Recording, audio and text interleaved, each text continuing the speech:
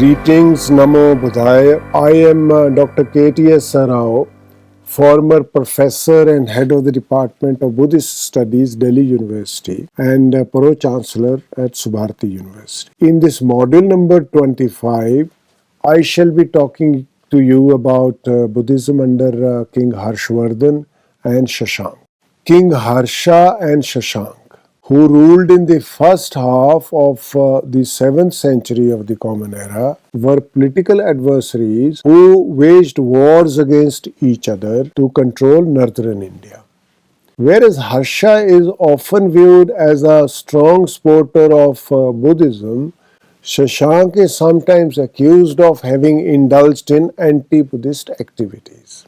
King Harsha, whose full name was Harshvardhan Shiladitya, who ruled from about 590 till about 647 of the Common Era, was the second son of Prabhakar Vardhan, the king of Sthaneshwar, that is Thanesar in Haryana, and ruled northern India from about 606 to 647 of the Common Era.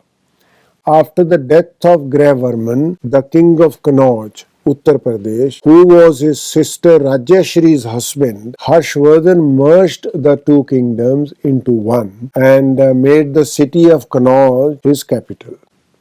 Though his influence extended from Gujarat to Odisha and Assam at the height of power, the area directly under his control probably comprised no more than the modern Uttar Pradesh state, with parts of Madhya Pradesh, Haryana, Punjab and Rajasthan states.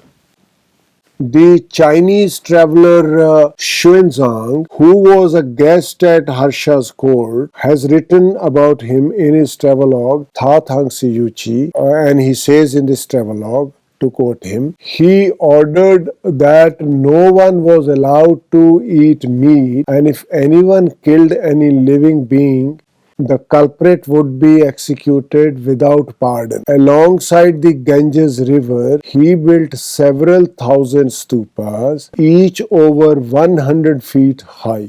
Temples were constructed in towns and villages and at thoroughfares and crossroads in the 5 parts of India, where food and drink were stored and medicines laid in to be contributed as alms to wayfarers and the poor without negligence.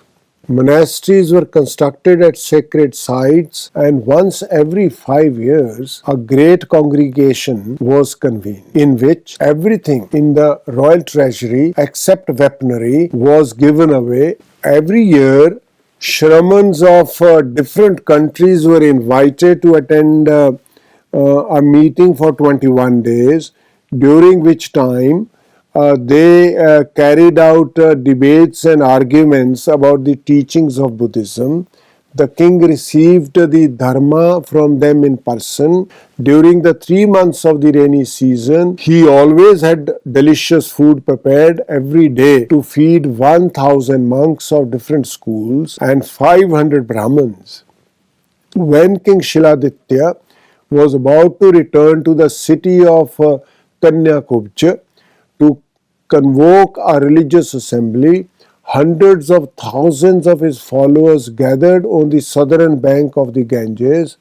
More than 20 kings of various countries who had been informed beforehand came with intelligent Shramans and Brahmins as well as officials and soldiers of their respective countries to attend the great assembly, and from the first day up to the 21st of the month, the Shramans and Brahmins were feted with delicious food daily.